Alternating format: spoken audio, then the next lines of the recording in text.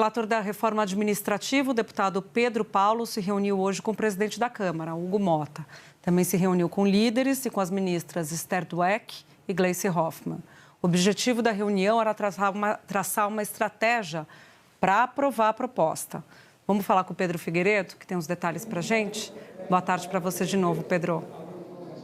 Oi, Júlia. Pois é, essa reunião aconteceu hoje na residência oficial da Câmara. O deputado Pedro Paulo participou junto com as ministras Gleice Hoffmann e Esther Dweck, também o presidente Hugo Motta. O objetivo era justamente traçar a estratégia para aprovação dessa proposta. A gente está falando aí de um objetivo do presidente Hugo Motta de aprovar isso ainda no mês de setembro.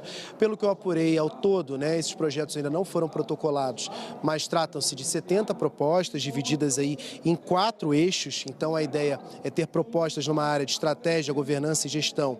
Depois, propostas na área de transformação digital, de profissionalização e ainda de extinção de privilégios. E, a partir dessas 70 propostas, apresentar uma PEC, um projeto de lei complementar e um projeto de lei ordinário.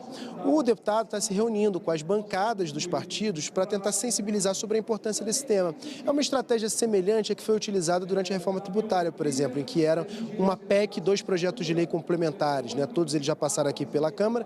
Um desses projetos de lei complementar ainda tramita lá no Senado. Dá só uma olhada com a gente nas principais propostas dessa reforma administrativa. Tem uma ilustração para você acompanhar. Uma delas é uma possibilidade de limite ao salário de entrada, que ele seja ali metade do que efetivamente o servidor vai conseguir conquistar até o fim da carreira. O fim das férias de 60 dias para algumas categorias que têm essas férias duplicadas ao longo do ano, especialmente no Poder Judiciário. A criação de tabelas de remuneração, essas tabelas que iriam desde o chefe do poder até ali os cargos mais baixos desse mesmo poder, com a possibilidade de reajuste ser sempre para toda a tabela, portanto, algo que fosse equitativo para todos os servidores daquele poder. Para casos de municípios que tenham arrecadação que seja maior por parte de repasses de verbas federais do que efetivamente a arrecadação própria, criar uma limitação no número de secretários e também na possibilidade de salários desses secretários serem limitados e, por fim, um teto para que cada poder tenha de pagamento global das verbas indenizatórias e para que esse teto possa ser reajustado de acordo com a inflação a partir do que foi calculado em 2020. Então, essas são algumas das propostas dessa reforma administrativa que promete, de alguma maneira, gerar mais agilidade para o serviço público e também uma economia no gasto público, um melhor uso do dinheiro público. Júlia. Pedro, obrigada pelas informações. A gente continua com você por aí, porque o Pedro está com o relator da reforma, que é o deputado Pedro Paulo, do PSD do Rio de Janeiro. Nossa Ana Flor está aqui comigo, participa da entrevista também. Deputado, obrigada por atender o nosso convite aqui.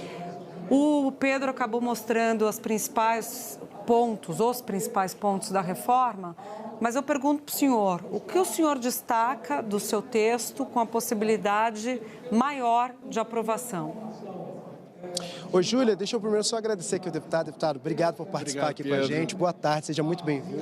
Obrigado. Os Pedros estão aqui, Júlia. Ana Flor, muito boa tarde. Um prazer estar falando aqui na Globo News. Na verdade, são 70 propostas. Então, o Pedro falou sobre algumas delas, algumas que têm um impacto muito significativo. Por exemplo, eu destacaria a tabela única dos servidores por entes. Essa talvez seja, a gente costuma brincar que é o IVA, o IBS da reforma tributária na reforma administrativa. É aquela que vai combater o andar de cima e o andar de baixo, a desigualdade salarial no serviço público. Imagina uma tabela no governo federal, onde um técnico de enfermagem e o presidente da República vão estar na tabela, o ministro do Supremo e aquele servidor mais humilde vai estar também, de forma clara, com todas as faixas salariais. Imagina isso no nível estadual e no nível municipal. Hoje você tem um conjunto enorme de tabelas de diversas carreiras e isso é algo que vai disciplinar, organizar e atacar, dar transparência para atacar a desigualdade no serviço público. Tem muitas outras medidas medidas. Tem medidas, por exemplo, no campo dos privilégios no setor público. A gente falou hoje em entrevista sobre a questão dos salários, das férias, do direito de 60 dias para muito poucos servidores. Nós estamos falando de cerca de 30 mil servidores, isso não chega a 0,3% do total de servidores públicos do universo de quase 12 milhões de servidores públicos em todos os entes que têm férias de 60 dias. Igualar isso é algo que parece justo, né? E é muito importante para uma reforma administrativa no âmbito reputacional. Então mas tem outras medidas que são fundamentais, Júlia e Ana. Por exemplo, a obrigação em lei que todo chefe de governo que ganha eleição ter um prazo de 180 dias para fazer um plano dos seus próximos 4 anos, qual é o indicador, qual é a meta que tem que perseguir. Isso é fundamental, por exemplo, quando um candidato ele registra a sua candidatura, no ato do registro, ele tem que colocar o seu plano de governo como candidato. O que a gente está dizendo é que quando ele assume o governo, nos próximos 4 anos, qual é a meta, qual é o indicador? Então isso é fundamental para criar toda uma estratégia de meritocracia no serviço público. A gente precisa trazer essa cultura sem medo no serviço público. Então é importante ter esse plano para que a gente possa pagar, por exemplo, bônus para aqueles órgãos, aquelas secretarias, aquele ministério que bateu a meta, possa ser reconhecido com um prêmio e que possa ser percebido pelo cidadão que aquela meta foi atingida. Eu vou deixar claro aqui, por exemplo, uma escola que melhora uma nota do IDEB, a diretora, a professora, o porteiro, a merendeira vão ganhar um bônus porque todo o trabalho daquela escola possibilitou uma melhoria na qualidade da educação daquela escola. E por que isso é bom para o cidadão?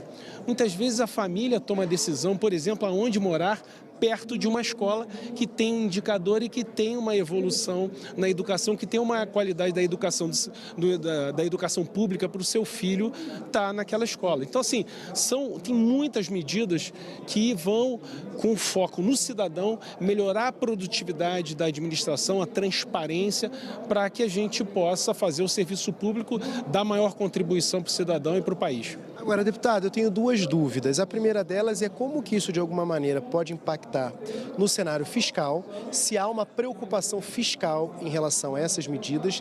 E a segunda, aproveitando esse gancho do fiscal, no fim do ano passado o governo encaminhou aqui para a Câmara dos Deputados, para o Congresso Nacional, um pacote de medidas de ajuste fiscal, entre elas uma que visava limitar os supersalários, especialmente do judiciário.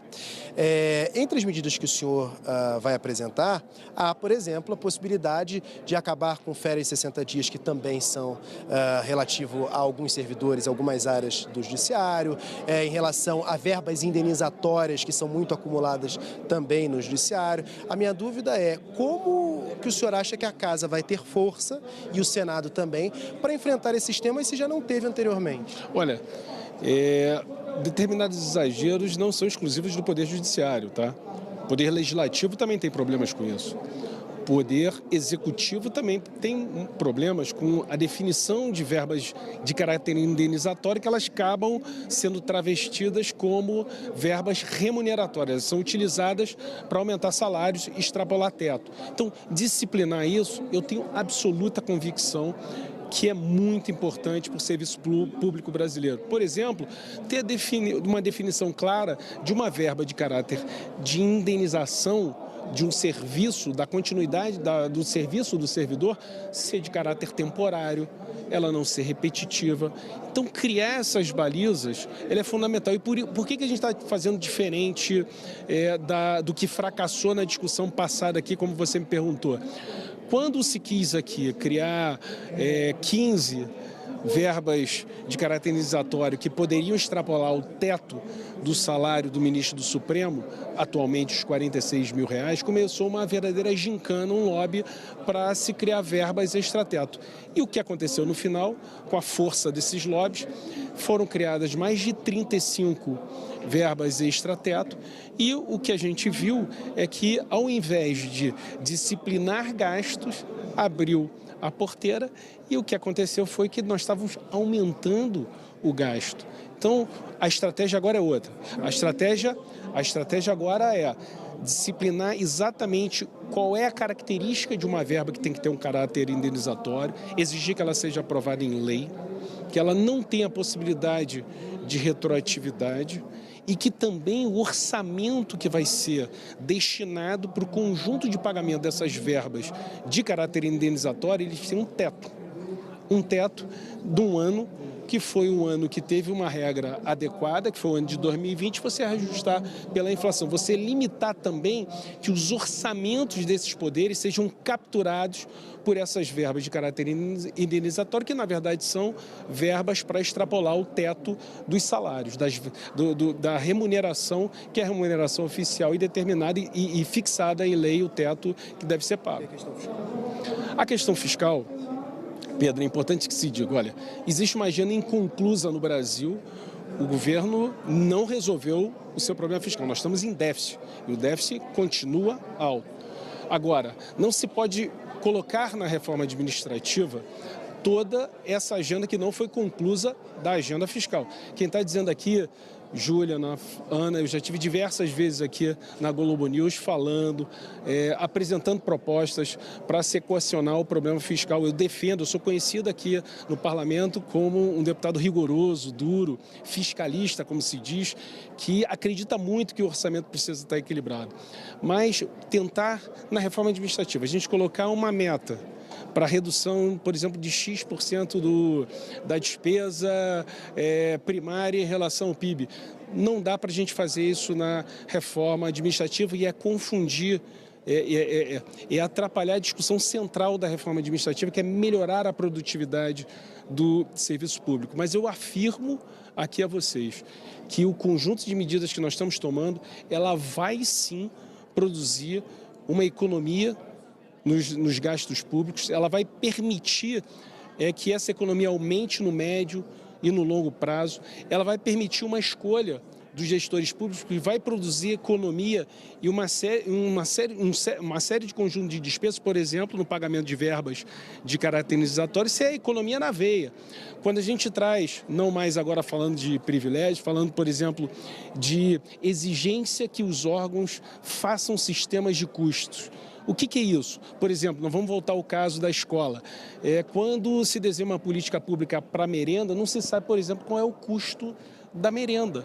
Aí se quer mudar o cardápio sem saber qual é o custo, ou o custo da merenda por aluno. Então, exigir que as políticas públicas tenham custos, isso vai permitir que sobre mais recursos para se decidir economizar, fazer ajuste fiscal, ou para se investir mais em saúde, educação e segurança. Deputado, boa tarde. Ana Flor aqui em Brasília também. O senhor fala da questão, enfim, de verbas remuneratórias, alguns servidores que têm mais privilégios que outros, até uma questão de justiça, né, isonomia entre os servidores. Mas, especificamente, o senhor tem conversado como relator com o judiciário sobre isso? Com o governo, por exemplo, tem categorias também com privilégios semelhantes ao do judiciário, com o Ministério Público, porque é sempre onde trava esse tipo de proposta. Ana, excelente pergunta. Desde que o presidente Hugo Motta me escalou como coordenador do grupo de trabalho, a primeira reunião que eu fiz foi com a família forense, que a gente chama, com as associações, não só da Justiça, como do Tribunal de Contas também. Durante todo o período de trabalho do grupo e, inclusive, hoje, semana passada, eu tive reuniões. Na semana passada, por exemplo, eu tive reuniões com mais de 20 entidades que representam a família forense, os tribunais de contas, advogados públicos. Você perguntou sobre o Poder Executivo, tive com representantes da Advocacia Pública da União, da Advocacia Pública dos Estados e pedindo propostas para que faça uma autoavaliação daquilo que existe de compreensão, que passou um pouco do ponto, para que a gente possa, esse diálogo, avançar, para que a gente possa, porque tem um ponto que eu acho que é um ponto sem retorno, a sociedade não aguenta mais ver esses desequilíbrios que existem no serviço público. Eu estou falando aqui mais uma vez, não é só no Poder Judiciário, no Poder Legislativo também e no Poder Executivo. Bom, Júlia tem uma pergunta? Não, infelizmente a gente tem que encerrar. Eu queria agradecer ao deputado pela presença aqui no Globo News+. Haverá novas oportunidades para a gente conversar sobre esse assunto. Obrigada, deputado. Até a próxima. Obrigado, sempre prazer, Júlio. Um abraço, Ana. Muito obrigado pela oportunidade. Obrigado, Pedro. Imagina. Tchau, tchau, Júlia.